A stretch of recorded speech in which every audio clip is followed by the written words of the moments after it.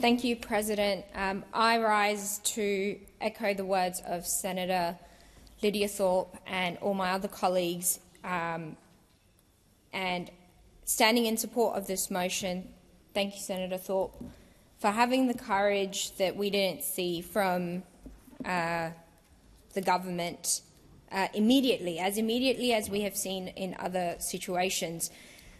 26th of January, this device was thrown and there was still debate over whether it was a terrorist attack or not, whether it was politically motivated or not.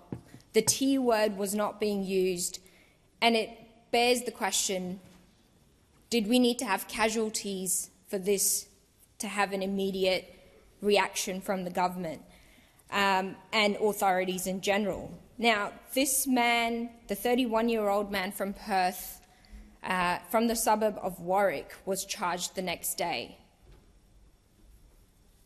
And as he faced court on January 27th, the court put in place a suppression order to conceal the man's identity after his defence lawyer raised concerns for his safety.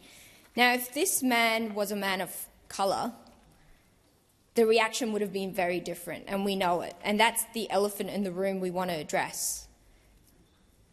If this man was a person of colour, his face would have been plastered on the front page of the West Australian. The Daily Mail would have been frothing over speculations. Sky News would be making all sorts of accusations and sowing seeds of division into our already fractured society. And that's not what we need right now. Only a few weeks ago we came here to debate hate speech laws, but it seems it's very selective. The outrage is very selective. It only matters when it's a particular perpetrator or if it's a particular segment of our society as the victims.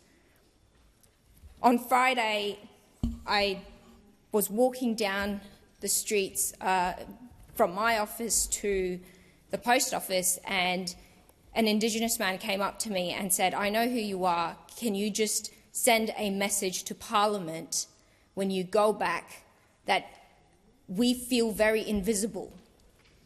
Our First Nations people feel invisible because our pain is neglected, our pain is not considered as important as every other Australian's pain and suffering. Our path to reconciliation just seems to be very symbolic.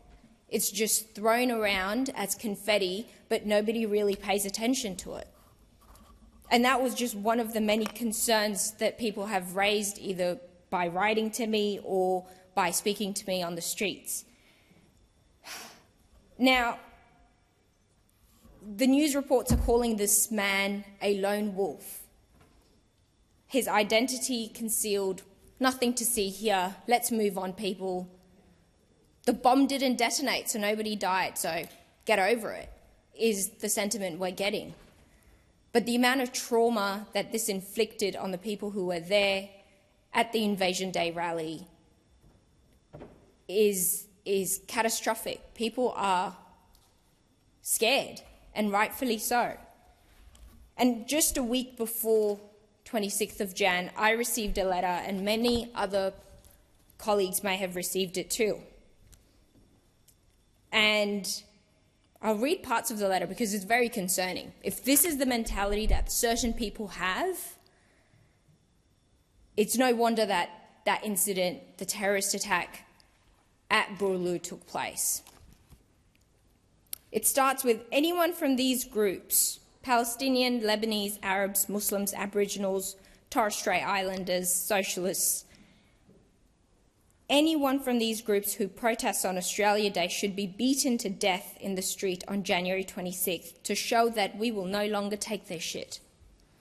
In the lead up to the 26th, our great national day of celebrating everything Aussie, you should purchase spray paint and go out and spray walls in your local shopping centre with the V symbol to let the bastards know that we are around.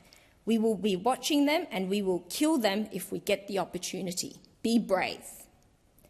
But don't be stupid. Wear a hoodie because you will be caught on camera, and the cops are so traitorous that they will arrest you while letting Arabs walk all Thank over you, Senator Payman. our Time sacred has sites. expired. Senator Cox.